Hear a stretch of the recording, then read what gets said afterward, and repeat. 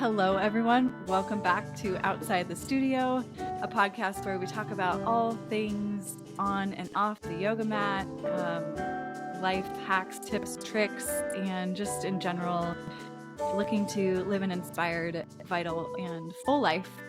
With me today to kick off our show, I have our wonderful co-host and behind the scenes producers, Jamie Conway and Ernie Conway. Yes, they are related, in case you're wondering. Hi, Jamie. How are you today? I'm good. Yeah. How are you?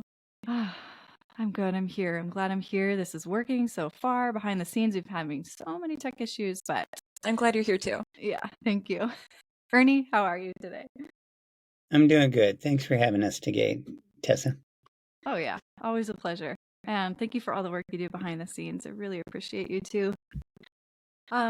So I do introduce, as usual, our guest, Sarah Ezrin, on the podcast itself, but I wanted to pull out a couple of themes that we talk about and just discuss with you two here, because I always think it's so interesting to kind of take a minute, step back from the material, look at it, and kind of digest it a little bit, I guess is the word that I'm looking for.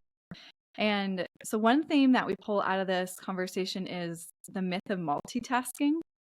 And I remember when I just had graduated college, and you're creating this resume and you're going on all of these interviews and you're basically selling yourself to a company you want to work for. And I feel like this is an interview question that I always got asked. And Jimmy and Ernie, I'd be curious to hear what are the most common interview questions you got asked. But it was, what are your greatest strengths?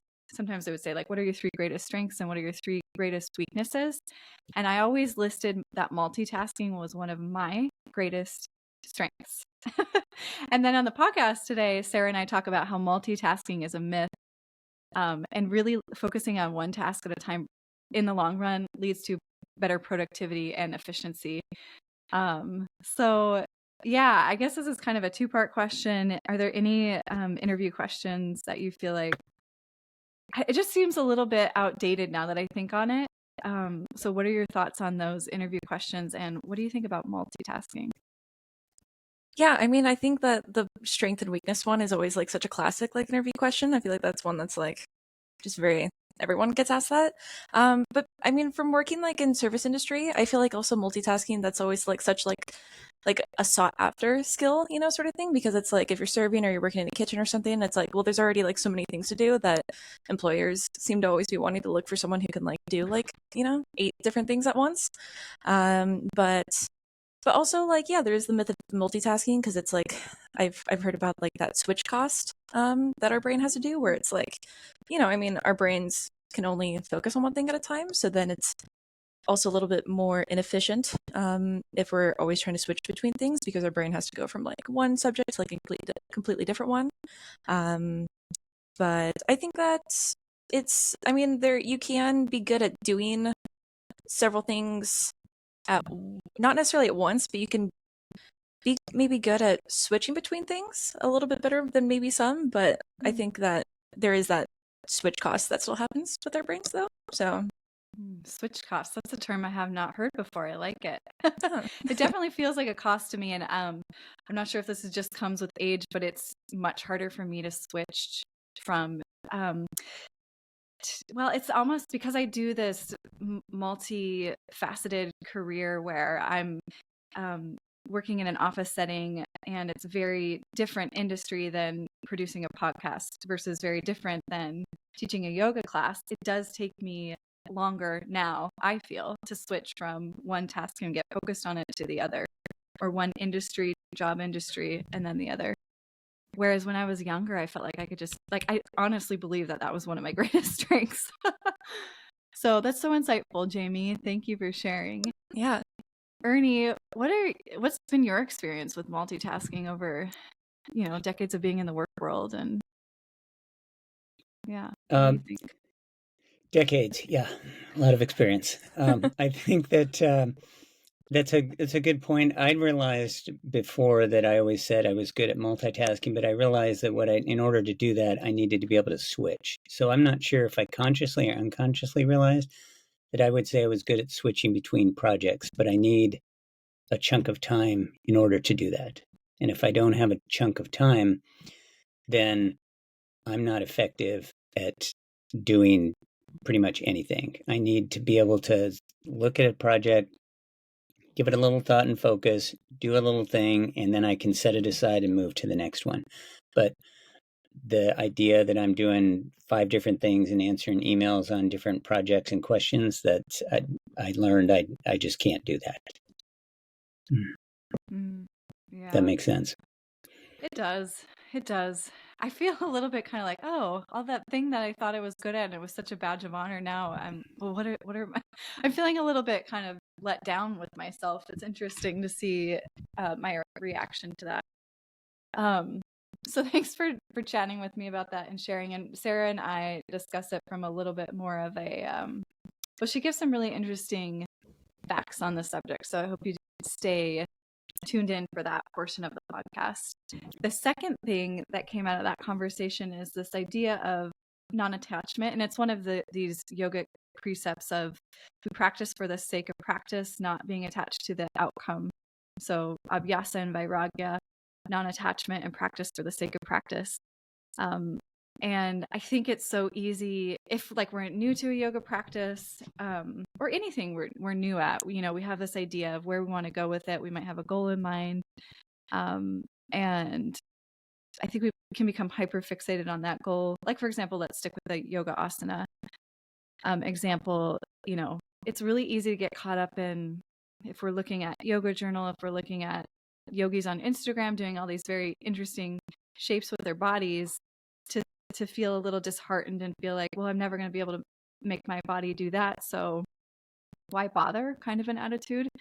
And in that case, I think we're missing the point in our practice is that, how do we feel when we come to our mat? How do we feel when we leave our mat? How do we approach our relationships outside of our practice? And that's the reason we practice. It's not to suddenly become proficient in handstand or headstand or some really impressive shape, but yeah, where am I going with this? I don't know. I just want to throw it out there and see what you think. And you don't have to stick with the yoga example because I think this is really applicable across the board in all of our lives. Totally. I feel like the way that's kind of making me think is falling in love with the journey and not just like the end destination sort of thing. That's kind of how I feel. I mean, kind of with all exercise is that, I mean, it's something that I enjoy, but I think the reason why I enjoy it is because I enjoy the journey of it. But also there's ways in it, for example, running, like I do it because it's good for me and there are aspects of it that I love, but it's more that end result, for example, like that, like the end result of like a runner's high is what I'm like really after. But like when I'm there in my first mile of running, I'm like, this is the worst part of anything I'm doing right now. But I have to remember that it's like, that's part of the joy is like putting in that work and like still showing up for it and enjoying like every step that kind of goes into it.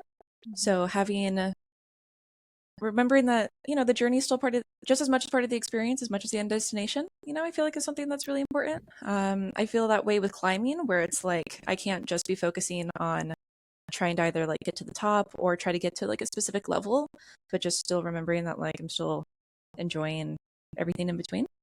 I feel like it's kind of important. Yeah, very important. I love that, Jamie. Good insights. Journey. Ernie, you often refer to yourself as J apostrophe Ernie, so I feel like that's appropriate.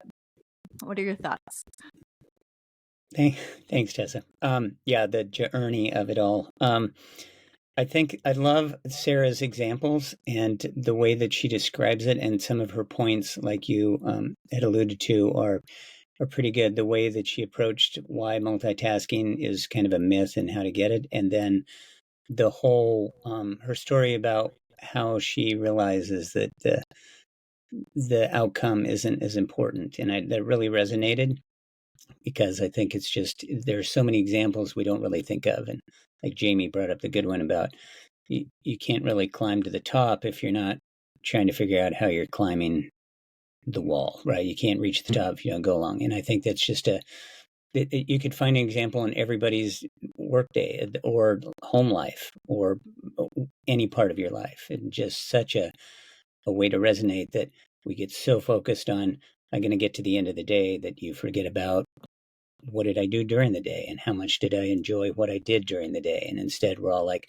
I just got to get through this and get to the end. I think a key ingredient in that journey and figuring out how to be present with the journey and doing the practice for the sake of practice is learning how to be kind to ourselves.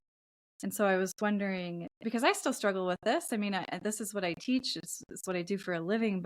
And anytime I'm teaching a yoga class, I'm always asking my students to pay attention to their bodies, listen to their limits. And it's something that I teach because it's something that I need to learn myself.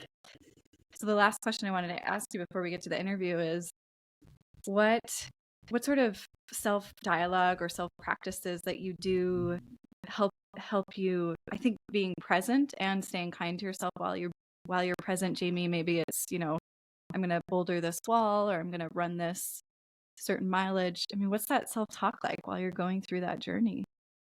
Self-talk is something that I recently have to kind of like realize, because I feel like, at least for me, I have kind of a self-depreciative humor sometimes where it's like, at least internally, I'll be like, oh, I just suck at this, haha, or whatever. But then I remember that, like, even just saying it like that, or having a humorous way of looking at it is still like really negative. And then I was really thinking about, like, when you really pay attention to yourself, inner dialogue, that it's like, whoa, I need to really be a lot more kind to myself and be a lot more gentle. And so then I try to take it, because it's something where it's like, okay, well, where do I even start with that? Sometimes I just try to lower my expectations, I feel like, is something that I really do. Specifically, like if I'm climbing or exercising, like self-dialogue, I try to be a lot more gentle. And by that, so like an example of that would be when I'm climbing, because I boulder, like my fear of falling still really gets to me. And so sometimes, rather than getting like frustrated with myself or being like, why can't I be more brave? Or like, why can't I just like do it or whatever? I try to just like, remembering to breathe is really important. Being a lot more in tune and listening to my body of like, hey, let's take a breather. Let's start smaller rather than having this like grandiose expectation of myself or something. And then I think just whenever I do catch myself, just immediately changing it to the exact opposite. So if I'm thinking like, oh, I feel so weak or whatever, I can just think of it much more as like, I'm out here getting a lot stronger. I'm out here practicing. I'm doing the thing that I love. I'm trying to remember how to have fun, sort of thing. So that's how I kind of go about it. But yeah, I think self-talk, it's an incredibly powerful thing. It's very, very subtle, I feel like, in the way that it affects us. Yeah. It can be so unconscious. And I think that the key in learning how to have more positive self-talk is to first recognize what your self-talk is. You have to start to become aware of it to be able to change it. Ernie, did you want to add anything to that? I think that's a great point, that we think about it at a conscious level and then it becomes unconscious and becomes subconscious. And I don't think we realize how much that self-talk really impacts us, or even the actions we do, because I will be running and you can turn around and cut a corner, or you can go around a post, or you can touch a post. Like I'm going to go a certain amount of time and then I just decide to turn around, or I can walk up and go around some sort of thing. And it might seem minor and small, but I think that subconsciously that's a thing where self-talk is taking the shortcut, and being positive with yourself is going around that extra corner, because when things get hard, you realize in the back of your mind, you don't take that little shortcut. You go all the way around. You touch the tree. You go around the tree instead of in front of it. And I think that just reinforces the backside that I can do this. I can get through it, or I have the strength. And I think it's a lesson. I think that's a reminder that that's what helps positive reinforcement, at least for me. It works for me to say that I'm going to do this, because it doesn't mean anything in the big picture, but I think subconsciously it follows me around. Yeah, I think it follows all of us around. It's like one of the great life lessons is to learn how to listen to our self-dialogue and be more kinder with ourselves first, because it's always a reflection of, I always notice it first in relationship to others, how I see my partner treat our animals or other people. It's easier for me to see that's a reflection of how he's talking to himself. If it's unkind, if it's kind. or maybe it means he didn't sleep well enough, or he's just hungry. But oftentimes I think it's reflective of what our expectations of ourselves can be pretty stringent and harsh, and that's how it gets manifested outwardly, is how we have relationships with other people. And on that note, let's dive into this conversation. I'm so excited for y'all to listen to Sarah. She's such a wealth of knowledge, and she's been in the industry teaching yoga, writing articles about yoga for a long time. So she's a parent, and she's just very grounded and a very interesting person to listen to. So enjoy the podcast. If you find it helpful, if you think of somebody you know that would find it helpful, please remember to share it out with those around you, and or leave us a review on your platform of choice. We always appreciate hearing back from our listeners. Thanks, y'all. Hello, everyone. Welcome back to Outside the Studio. I'm so excited to introduce you all to Sarah Ezrin. If you're not familiar with her work, get ready to be obsessed like I am.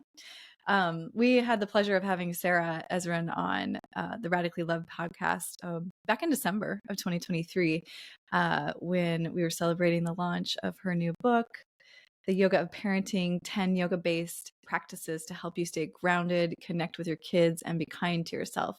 So Sarah is a longtime yoga educator, freelance writer, and contributor to Yoga Journal.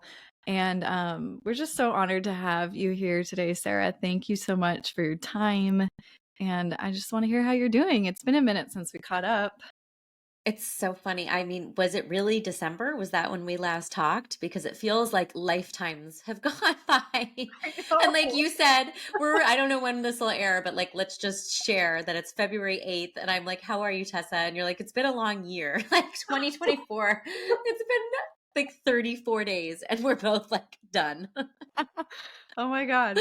Yeah. 39. Yeah. I'm done. It's crazy. It's wild. I'm like, lifetimes have happened since I last saw you. So I'm very honored to be here. I always love to get to sit and chat with you and get to know your community a little bit deeper. And I know there's a lot of crossover with Radically Loved. So it's just always an honor to be invited into your space. So thank you. Thank you. That means so much, Sarah. Okay. So it was back. Well, we talked a little bit before December, but that's when the podcast went live. And you're right. So this year has been a little bit of a whirlwind. And the last time we talked a lot about parenting because the book had just come out, and I'm just curious to hear, like the high level topics, and I'm definitely going to link that episode in the show notes. I think everyone should listen to it because Sarah's just such a sage and her writing is just amazing. So please listen. But the high level things we talked about, my favorite part of that conversation was deconstructing yoga in terms of, what it means, the asana, and also being present and what it means to be present in your practice. And that doesn't just mean rolling out your mat and making some shapes with your body, but how that practice can be a means to check out. That was one of my highlights from our conversation. And yeah, so I guess I wanted to check in with you in terms of, parenting now. I'm sure it's just an ever evolving journey every day. And having had the book out now for, how long has it been? It came out last June. So yeah, it's been like 7 months, almost 8 months. So what's that feeling like? What do you... I mean, two things, like, how is parenting going? Well, every day is literally like, you don't know what you're going to get. And it all depends on your level of self-care too. Like, how are you filling your cup, and what's your, what's tolerance, right, for what's going on? Because like this morning, I was in Toronto over the weekend. That's where I was born, actually. And my dad still lives there with my stepmom. So I took my oldest son and we went on a trip, just the two of us. And it was like heaven for him. I mean, he has felt very usurped like since the youngest came along. And even though they're obsessed with each other and they're best friends, for him to have that one-on-one time with me was really special. Coming home, the youngest is now very hungry for mama time. The oldest is like not used to having to share that. And so it results into a lot of like kids draped all over me, everybody screaming and crying. This one wants to be held. This one wants to be held. And it can feel like you're being pulled in a million places.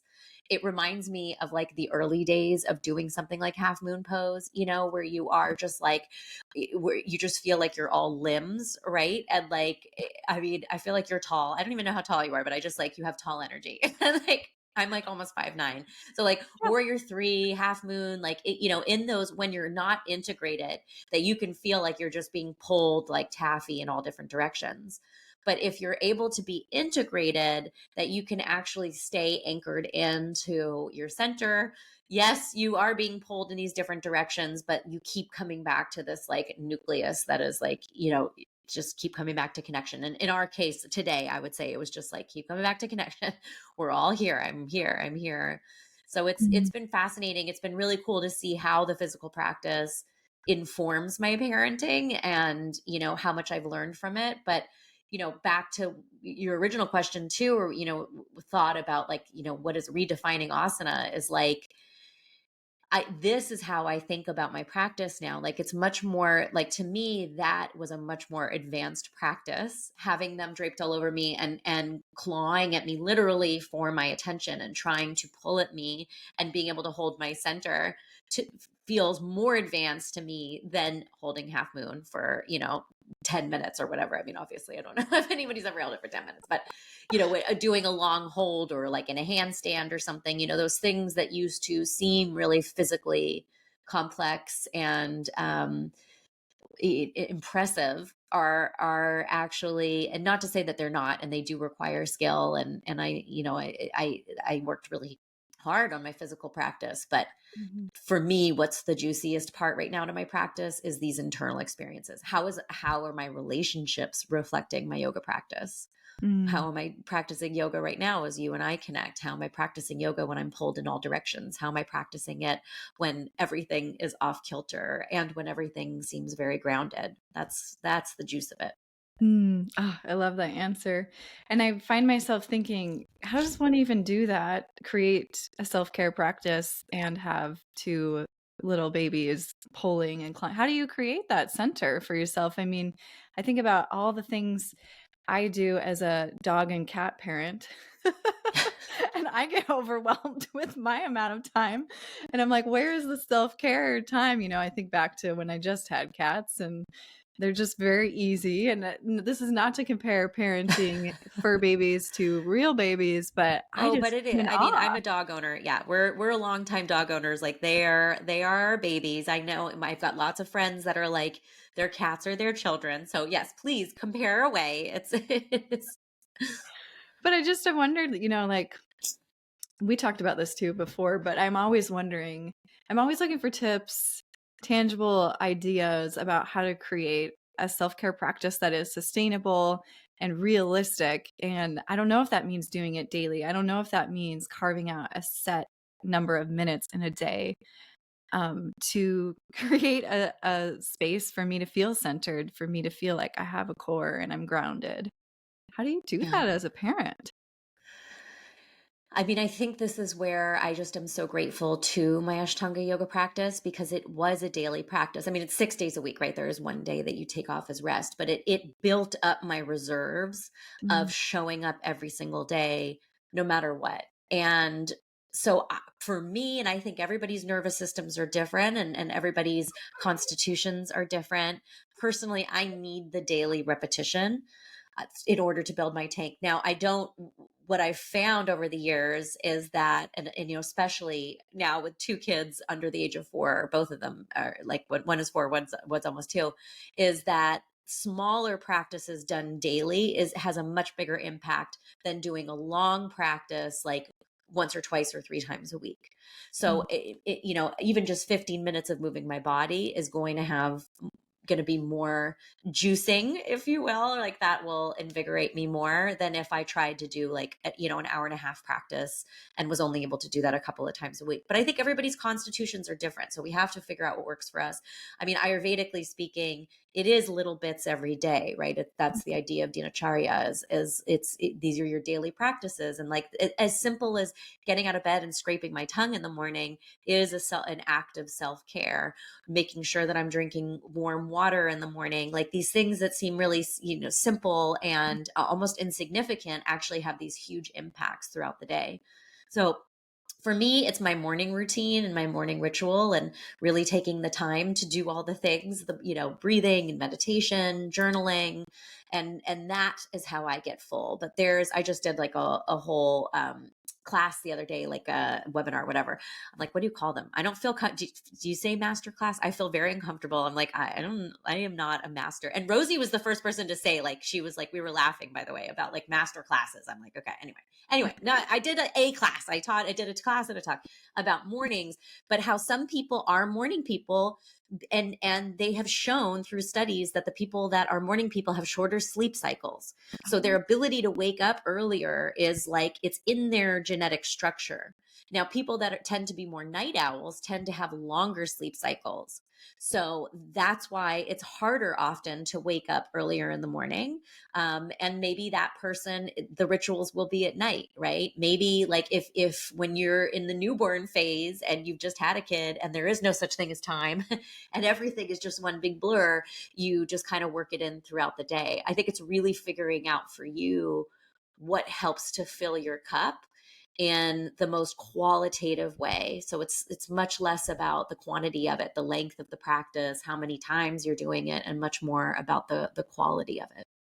I love that. It's funny that you brought up sleep, because I was just literally pontificating on this subject this morning. I was laying on my couch. I am a morning person, I always have been ever since I was a little one. Like some of my earliest memories around Christmas were me waking up at 3 a.m., unwrapping the presents under the tree, rewrapping them, then going to wake up my sister and be like, Megan, we got scooters. And she's always been a night owl, so she was like, leave me alone. Yeah. And recently in my life, I've been on the struggle bus with sleep. So I think I'd love to talk about sleep hygiene for a little bit, sleep architecture. It's fascinating to me to hear you say that morning people typically will have shorter sleep cycles. And I think that makes so much sense hearing you say that in terms of what I've been going through. And the morning time for me is something I just cherish. It's like sacred. It's dark. The house is quiet. No one else needs my attention except now. The animals. The animals, yeah, because they're babies. Like we just adopted a puppy, which I was not prepared for the amount of effort and. So you do have a baby in your house right now, because it really is. It is. Are they waking up at all hours? Is it a boy or girl? He's a boy. Aww. And he's started to sleep until like in between 5 and 6 now. He'll wake up, which is great. This is progress. But it's like my morning routine is no longer my morning routine. It's his morning routine. Yes. So it's been such a challenge. And I was just finding myself sitting on my couch contemplating this morning, like, how do I get back to feeling like my morning routine can be, like I have energy for it to begin with, because sleep, like as a parent, I mean, aren't you sleep deprived for like a couple of years? That's my joke, is like, it took me a long, as far as like being a morning person, I never considered myself a morning person, because in high school and college, I would sleep till like, 2 in the afternoon. But when you say it like that, I do have memories of always being the first one up, always watching the cartoons. So maybe it really was just like in my system. I got very into waking up early, because when I started teaching yoga, I had clients that wanted to train at like 6 in the morning. And then I started to do my practice really early in the morning. And then from there, it just started to feel really natural. But with the kids, after I had Jonah, who was my first one, I really struggled to be waking up in the morning. I was like watching other moms and I was like, this is insane. Like I can barely get up in the morning. I am exhausted. But I started to get back into the habit. I got pregnant with my second. And then I think I just never went back to sleep. Like that's my joke. It's like, I don't think, like, cause like even with him, I would like have like 4 hours of sleep, and I'm like, oh, I'm great. Like, let's just like get on with the day. And like most mornings I am actually up at 3:30 or 3, like I'm just wide awake. I like, my, like the sleep cycles are shorter, right? Like I only need like 6 hours. And then, so I would say, is my advice to you, because you are in this like newborn, soon to be toddler stage, is that it is temporary. It will start to change and it may look totally different, right? And I mean, my routine, in some ways it's more luxurious now because I do wake up so much earlier than everybody, and I really carve in that time. And by the way, the days that I sleep in, quote unquote, uh, are days where I often feel worse. Like I'm more tired throughout the day. I'm like playing catch up the entire time. So I think we have to be very fluid with our body's needs, and also know that like sleep is probably, the most, I mean, they say, right, sleep is the most important thing that we can do for our body, way more important than exercise, way more important than what we're eating, because none of those processes would be functioning healthily if we weren't sleeping well. So prioritize it. If you're exhausted, then listen to it, sleep in on those days, trust that you'll get back into some kind of rhythm at some point. But yeah, it's no joke when you got a little being in your house waking you up at all hours. Yeah, it's such a nice reminder to remember that it's temporary. I always Yeah. think back to these words of wisdom at college. I think it was a college counselor. I was getting ready to go study abroad, and I think he was preparing us for like that feeling of, oh no, what did I just do? Oh my gosh, I don't know how to figure this out. And his words of wisdom were, "This too shall pass." Like, just remind yourself, this too shall pass. It's temporary. So that's helpful to hear from you, Sarah. Thank you for the reminder. And I think it's just, it's this perspective shift, right? Like time is such a strange construct, and the way that we utilize time in our society, I keep finding myself feeling like, well, there's not enough of it in the day. There's not enough to complete X, Y, and Z tasks. And how do I constantly reprioritize and make, how do I go throughout my day, make sure I'm getting the priorities done, but also like keep my nervous system in check as I'm doing this? Well, And so there's that tale. I don't know which text it came from, but it's like a seeker went to a teacher and was like, I really want to start meditating. And the teacher's like, wonderful. You'll have to start, maybe you should start around 15 or 20 minutes a day. And the seeker says, oh no, I'm too busy. I can't do 15 or 20 minutes. So the teacher says, okay, you should start meditating for an hour. Yeah. And the truth of the matter is, and like, you have spiritual practices, the 5 minutes, and actually just real quick add on, there has been studies recently done that 1 minute of meditation per day shows significant brain structure changes, right? An increase in gray matter. So 1 minute, 5 minutes a day will actually add more time for the rest of the day. We're always so afraid of like, oh, but like who has that 15 minutes? Who has that 20 minutes? But not realizing that actually that's how we stop being reactive. That's how we're not just being thrown around like a pinball. That's how we're able to like take that bigger view, that higher level view of what's going on, and it actually gains time for us. That's true. I find that to be so true. I was listening to a different podcast the other day about memory, and in particular working memory, and the ability. Now, working memory, and my understanding of this is the ability to complete a specific set of tasks for a specific outcome. Like, for example, if you want to go for a run in the morning and you need caffeine before you go for a run, it's your ability to focus very acutely on making the coffee, all the steps that you need to make the coffee in order to get yourself out the door and go for your run. So working memory isn't necessarily short-term memory or long-term memory, but it's like being focused on the specific task at hand in that particular time. And then you can let it go if you need to let that go, or commit it to long-term memory if that is helpful. But the reason I'm saying this, I do have a point.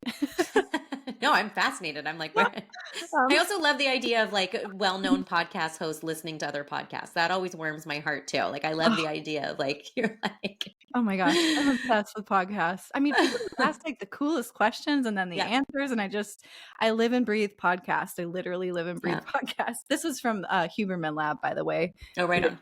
I'd be happy to share a link to that too. I don't know if that's even allowed. Can you do that? Anyways, Huberman Lab, highly recommend. So if you're interested in neuroscience and all kinds of science, it's a fascinating podcast. So working memory in terms of what you were saying, Sarah, to be able to give yourself that amount of time to complete this specific task, knowing that you're basically going to get that time back, because a task that would have taken you maybe 2 hours before, because you're not able to tap into your working memory, you're not able to focus and go from step 1, 2, 3, 4 to get to your final goal, will take you longer because you'll be frazzled. So truly, the meditation does give you back your time because you complete those little tasks quicker, more efficiently, and you're able to get to your goal.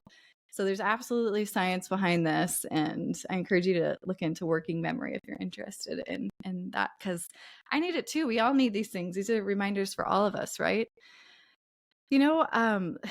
This also, I would love to hear your thoughts on multitasking, Sarah, because this is a very closely related topic. And as a parent and as a working mother and as a business professional, what are your thoughts on multitasking? Well, I'm glad you asked, because that's exactly where I was going to take that too. It's really, it's such a fascinating thing, right? And you think that you're like, I used to say all the time, I'm an excellent multitasker. I'm, this is amazing. But then when I was doing research for my book, a lot of what's coming up right now in neurobiology is that multitasking is a myth. That at most we can do 2 tasks at the same time, and that it's called dual task switching. It's like dual rapid task switching. Don't quote me on that. But it basically implies that we can do 2 things at once, but there's it's a rapid task switching back and forth. So when we think that we're doing 5 things at once, we're not actually doing that. Our brain is bouncing very quickly back and forth between all of these things. And as a parent, I do think that we have some, sort of superhuman ability to do that, because it's just this wild thing as your perception just grows and grows and grows. I mean, just like business owners and pet owners, like when you are in the experience of having to take care of others, caretakers. I mean, I found that was happening for me when my mom was quite ill. You suddenly have an ability to be able to manage a lot of things at once. You grow your tolerance for that. But calling it multitasking is actually wrong. And when you look at the brain, you realize like, oh, I can actually only do 1 to 2 things at most at the same time and be efficient. So when we think about it like that, and we're like, okay, so I'm actually like bouncing back and forth between all of these things, like that's exhausting. It's exhausting to like, rub your belly, pat your head. And you can do that because that's 2 things. But like to think of like the things, like just last night, I was folding the laundry on my phone, watching Only Murders in the Building, like, talking to like my kids, like talking to the kids, like this is not efficient energy use right now, right? Like no wonder I am exhausted. So from the yogic perspective, or at least the tools that we learn, is this idea of akagra, right? This one pointed focus. So really treating every task as important and sacred, like folding the laundry. And maybe I can do the folding the laundry while also watching the TV, but maybe I shouldn't be on my phone right then. And maybe I shouldn't be yelling down the hall to someone like, but really making what you're doing sacred so that you put more time into it. And again, you gain more time in the end, because when we're trying to multitask and we're trying to do a million things and we're running all around, we're often making more mistakes. Our productivity levels are lower and our efficiency is lower. We think we're actually improving our efficiency, but the quality of our work is way down. So it's that taking the time to focus on the task at hand, whatever that may be, or tasks if you choose to do 2. But remembering that at the end of the day, this idea that we're actually like juggling all these different things really is this process of juggling. There is no like beautiful blur. It is a bunch of different balls in the air. And so the best thing to do is to slow down, put a couple of those balls down, focus on what's at hand, and then come back to those. Yeah. Yeah. And by the way, P.S. Only Murders in the Building is like my current obsession. I love it. So good. I'm such a huge fan of Steve Martin and Martin Short, so it's so fun to see them working together on this. That show just cracks me up. Can I ask? I'm like laugh out loud, right? Like I enjoy it so much, and every character in it, it's just it's a fun one. I'm so glad, and it's great to have them back on stage. Yeah. I mean, obviously they've still been working, but they were like, I'm 42. I don't know how old you are. All the movies of my youth were Steve Martin and Martin Short. So it's really cool to see them back on screen. And Yeah. Yeah. Oh man, I just like Roxanne. I think back to the day. Same. Mm. I'm gonna be 41 in a couple months, and yeah, I just grew up with those guys, and they cracked me up. So, shameless plug, not paid, not paid advertising, Not an ad, not an ad, not an ad, just an opinion. just an opinion. Yeah, I wanted to talk about the subject of practice and non-attachment. I'm getting ready to start teacher training, and this is always a philosophy subject that I feel like I kind of struggle with articulating. And in my mind, I'm like, I get that, I get that I practice for the sake of practice, and the idea is to not be attached to the outcome. But I think I always struggle with how to impart that wisdom into students in terms of like, can you loosen your grip a little bit on what you think the outcome should be. Oftentimes we've talked about this before. We get a little bit wrapped up in, well, how does a pose look? How does the asana look? How's my practice progressing in that way? Is it ready for the cover of Yoga Journal or not? Because if it's not, then what's the point? So, and I say that with like, all the loving kindness, because there is purpose too, to, there's confidence building and there's all kinds of reasons to strive towards doing certain shapes, but at the same time, can we hold it lightly? So yeah, I just wanted to hear you talk about non-attachment and practice. I mean, that's exactly what it is, right? Like, yes, we can strive towards the shapes, or maybe strive isn't the right word. We can work towards something, but then the like identifying ourselves as that shape, when it becomes a part of our character and it's the driving force, then that shifts away from what the whole concept is. So you're talking about the idea of abhyasa and vairagya, and they're often taught as, I just literally just fell off my bolster. Like, I actually have a very funny story about abhyasa and vairagya. So they are often described as two wings of a bird or two oars of a boat. You cannot have one without the other. Otherwise, you're going to end up going in circles. Abhyasa is this idea of diligent practice, right? Showing up and treating something as if it is the most important thing in the world. The vairagya of it is the letting go of the attachment to it. It's treating it as if it doesn't matter. And they have to go hand in hand. So if you're just working hard, then you're driving yourself into the ground, and literally like a screw into the ground, and completely exhausting yourself and wearing yourself out. And you're just chasing your tail over and over and over again, because as we know, everything is changing and everything is temporary. The opposite of that, right? The other side, which I think people think that we should be striving for, especially in wellness and yoga communities, is the non-attachment of it. But that's its own kind of spinning out too. Then there's no container. Then it's almost like you're spinning away from the center and not ever able to land or get grounding. We need both of them to be able to level out. We need both of them to find that balance. So I read it so long ago, and I think it was Carlos Castaneda, but the saying was, treat something as if it's the most important thing in the world, and then let it go as if it doesn't matter at all. And that to me is like, that's the best explanation of abhyasa and vairagya. And it's so hard because some of us tend towards, the hardworking part. Like, I'm like, got that down. So my funny story is, after my first 200-hour training that I took, I learned the Yoga Sutras, as we do. This is like what we're saying, right? I was taught the Yoga Sutras, and I remember hearing like, the practice is the practice. You don't have to be, super good at handstand. As long as you're showing up and you're working hard, that is the practice. And I was like, yes, like, this is me. This is everything. Hard work. So I went and I got the tattoo of abhyasa. It's like, I'm so embarrassed. Like, such appropriation these days. Like, abhyasa on my side. And then I went and I showed a friend, a fellow Ashtangi, and he was like, where's the other half to that? And I was like, what do you mean the other half? Like, this is the whole story. And he's like, no, Sarah, this is not the whole story.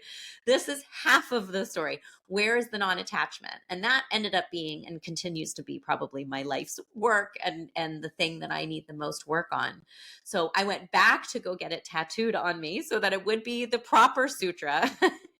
But the way that the curves of my body were, he couldn't put it second. It couldn't read Abhyasa Vairagya.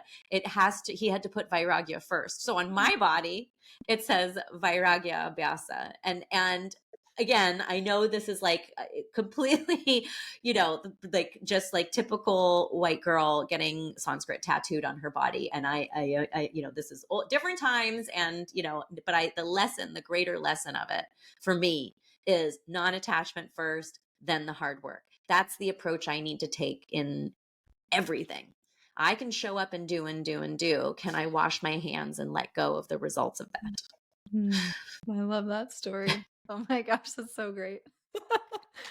I'm like, do I get it covered? What do I do? And like, there's like, it's still a life lesson to me. And it shows up like in parenting, right? I can set rules. I can come in with expectations. I can put pressures on my kids to show up in a certain way, or more likely putting pressure on myself to be like the perfect mom. But then can I actually show up and just trust that everything is going to unfold as it should? Yeah. Oh my gosh. That reminds me of another show that I've been obsessing over. I'm going to try to remember the words of wisdom that the mom says to her child. It's something along the lines of, don't let the worst thing that has ever happened to you in your life stop you. And if you do, you only have yourself to blame. And so I think that it was just I always think about, parenting, like when you say being the perfect parent, I think about being able to, when a kid comes to me, like, for example, my nephew, Christopher, who lives with us, he'll come to me with something that's like bothering him, or it seems like he wants advice over, or maybe he just wants to share. And I always, in retrospect, wish I had these like beautiful accolades to share, or not accolades, beautiful words of wisdom. And then I watch a show like, what is the show called that I'm even thinking of? It's Cheryl Strayed wrote it, Tiny Beautiful Things. But just the writing, the writing in it is just so good. I don't know how I know Zoom. Apparently Zoom, I didn't know that Riverside would do that, but like, and I think if you do this, it'll make a heart too. That's cool. That's fun. I got a thumbs up. The universe is like, you're trying. That's enough. But you know what I mean? Like, how do you think about parenting in terms of those times when your kid really needs you?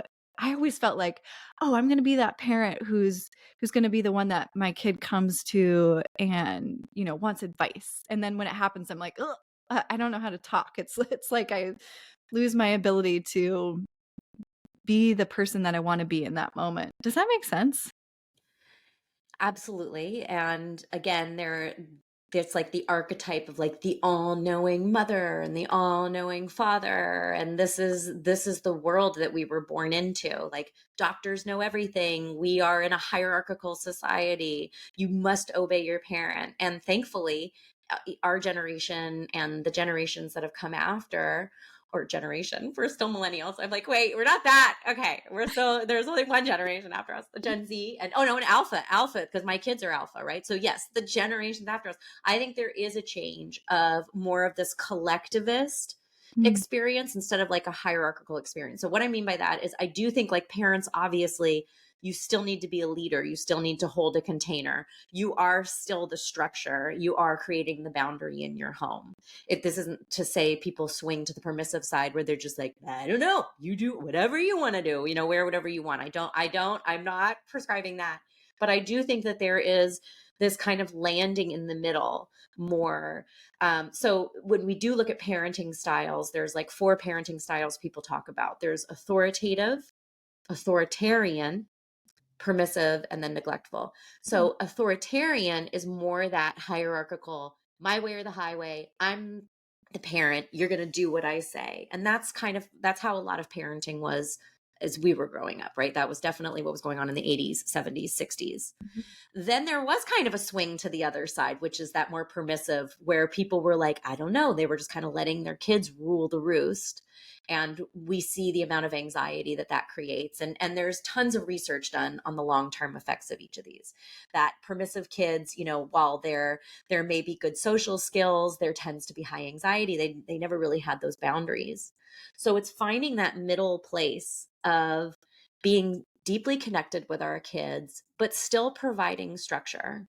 So we don't have to know all the answers, but at the same time, we also don't have to be like, I don't know, what do you want to do? Like it's totally acceptable to say, I don't know what the answer is in this moment, and to be a human being in that moment, but also to still provide a structure and a boundary for them so they feel safe enough to figure out the answer for themselves. And that's where we're really landing right now. And it's a really beautiful thing. And you hear about all these parenting styles: positive parenting, gentle parenting, conscious parenting. So many of them will fall into this group, which really is that authoritative parenting, which is the idea, as I said, like of the connection, but also still having limits within that. So you don't have to be all knowing, right? We don't have to be all knowing. And by the way, your nephew's old, isn't he a teenager? Now he's 22. So Okay. So I still like look at him like he's a teenager, but yeah. I'm sure, yeah, and you probably will for a long time, but like I think it's different too with older kids and getting into teenagers too, because often they're coming to us, they don't want our advice. Like, Mhm. do you always want, your partner's advice when you're going? Like, no, I want the container. I want to be held in that moment. So I think it's helpful too when they're older and they have the wherewithal to respond, is to be like, do you want my advice in this moment, or do you want me to just listen? And that empowers them, but it also, like, you're still there as the leader if you need to be. Yeah. Oh, that's such a beautiful way to, make a connection and create that container. I love that. Okay, next time I'm going to ask the question, do you want my advice or do you just want me to listen? I Yeah. love that. So I wanted to ask how you hope that parents or anyone, your book is so accessible to, like, for me, it's accessible, and I don't really consider myself a parent, although I guess I am, in a way. But I think all of us show up as parents in some way. And so my question is, how would you hope that people who pick up your book would, maybe use it, or what would you hope that they would take away from it?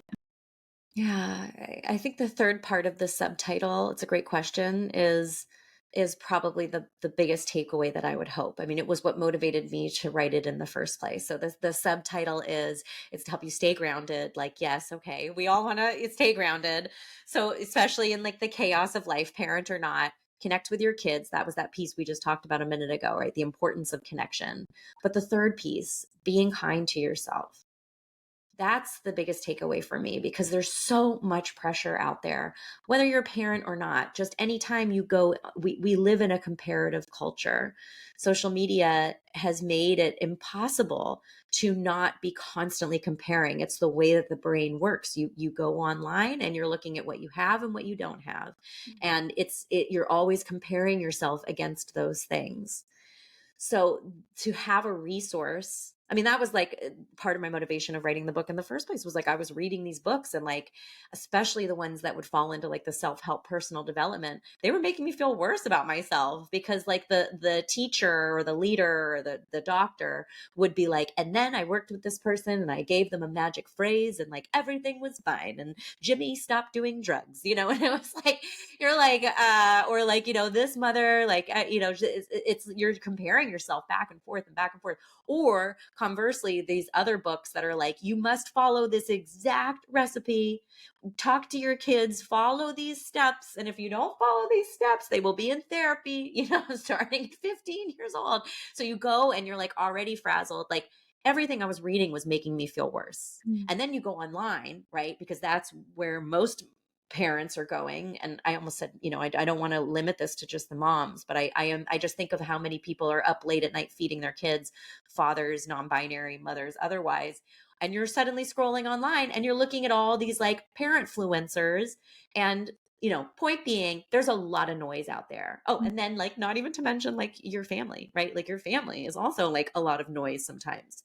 So the kindness piece, what are we doing to stay connected to ourselves first and foremost? You can't connect with anyone else unless you're connected to yourself.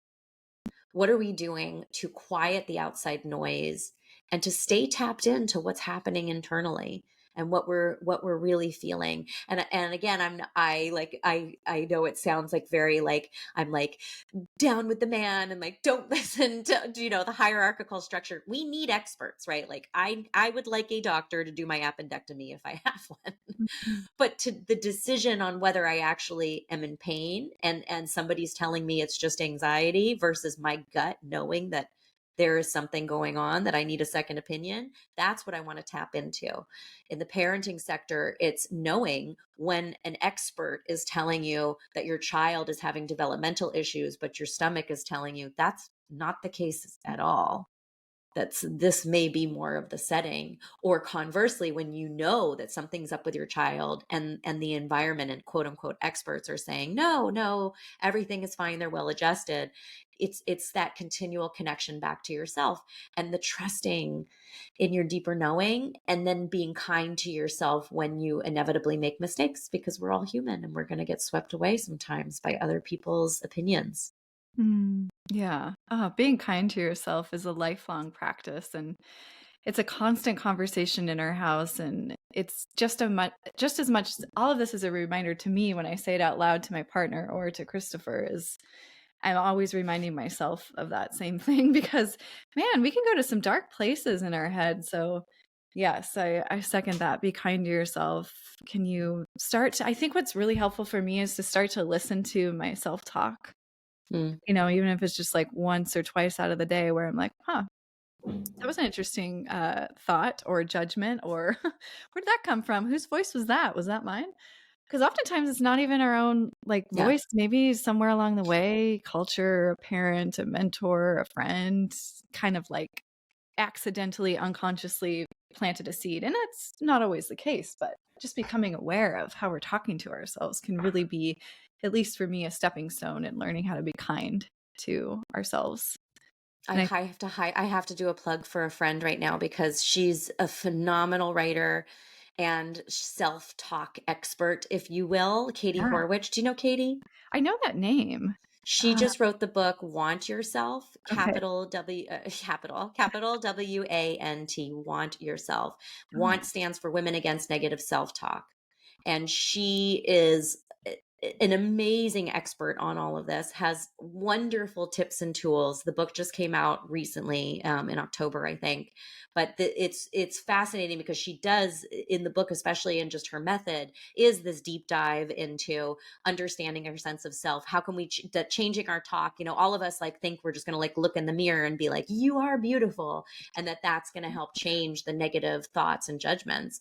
But Katie's goes much deeper than that. It's much more like our language and our way of approaching things. It's very yogic, even though she's not necessarily a yoga teacher. She's friends with a lot of yoga teachers, and she is in fitness. But yeah, I would highly recommend her book for that kind of a deep dive, and just understanding where's the origin of these thoughts, where are they coming from, and what does it really mean to be kind to ourselves. Yeah, I find it so helpful to understand where something comes from, because if it's unconscious, you can't really look at it and ask the question, is it true? If it's unconscious, you can't figure out how to address it. So bringing that up, like Tara Brach always talks about, to the level of awareness, or maybe that comes from Jungian theory, probably both, allows us to take that first step and towards conscious change. So yeah. I'll absolutely include that link to Want Yourself. Katie Horwich, how do you spell her last name? Horwitch. Okay, cool. Yeah, I'll connect when we hang up. I'll send you. She's on social, and yeah, she's just amazing. I love the perspective. It's the yogic perspective of let's talk about the self of it all. Forget the talk. Most self-talk, it's all about affirmations and changing what you're thinking. Well, you can't change what you're thinking until you change how you actually perceive yourself, and the deeper work there. I love that. I mean, that's the core of it all. Yeah. That's, I think, the non-attachment again too, right? It comes back to that. Oh yeah, 100%. What is actually me? What am I anchoring into? What matters, and what can I let go of and let flow? I love that when you say let go of, you rub your hands together and then you spread your hands apart, I'm actually letting it go. That's so smart though, to pair it with a physical act. It feels to good. like let it off your body, and that touch. What Yeah. a smart and intuitive thing to do. Thank That's you, so funny. Sarah. I don't even know where I got that from. I'm like, all right, let's go, get off me. Someone had taught me pulling cords. Do you remember pulling cords? Like, not remember, like it was like something like it didn't come and go. It's a very common thing in energy healing, but you physically will use your hand to like unplug the cords. Like as we began the conversation, I talked about my kids draping all over me. Well, what other energies are draping all over me? What other responsibilities? What other people in my life that maybe don't deserve would be the word that I would come to mind. Like, don't necessarily need to be in my mental space in that moment, and you just unplug it. I'm all for like the physical movements to create and move energy. Yeah, it actually works, and there's science behind that too. Yeah. Okay, Sarah. Oh, man, I was gonna say final question. How do you feel radically left? But that is the other podcast. But that's also why I think you would just like intuitively introduce yourself, right? Because you're like you go back and forth between all of them. Podcast man right now. Is there any last thing that you want to add? Is there anything I didn't ask you that you hope to chat about today? That's such a fun. I always feel so much pressure when that question comes on. Like that's I'm like, No pressure. I don't know. What's the perfect question? Did I miss the perfect question? Like, no. I think you ask amazing questions. I'm always excited to talk to you because of where our conversations go. It's like you can come into it with one idea and then we just go in all these different directions, and I get to learn so much from you too. So I feel quite complete. I mean, I think, my parting words to everybody is like, that is the vairagya of it, right? Like, trust that we're showing up and we're doing our best, and the rest of it, we got to let it go. And yeah. Oh, that's so beautiful, Sarah. Faith, and grace. Yeah. Thank you so much. It's such a blessing to spend time with you. I love your energy, your answers, your wisdom, all of it. So good. Everyone, that concludes another amazing episode of Outside the Studio. I hope you enjoyed yourself. I hope you learned something new, maybe remembered something old, maybe felt inspired to apply something to your life. You can hear my dog in the background. She's doing a little happy dance. So Daisy enjoyed it. Anyhow, I wanted to just pop in here to wrap us up to say a couple of things. Number one, I have such an amazing team that helps me put these podcasts together. Without them, I wouldn't, be able to bring these amazing conversations to you. So thank you to my producer, my director of creative services, my sound editor, my engineer, Consistency Media. Don't know what I would do without you. Thank you, thank you, thank you. And the amazing creation and artistic musical genius, Drew Lovern. Thank you so much for putting together this music specifically for Outside the Studio. So unique to the show, only place you're ever going to hear it is right here. Thanks, you guys. You make my world go round. Stay well, everyone. Thank you for listening. Don't forget to subscribe, rate, and review, share on the socials, especially if it's a show that you think, hey, this could help somebody else.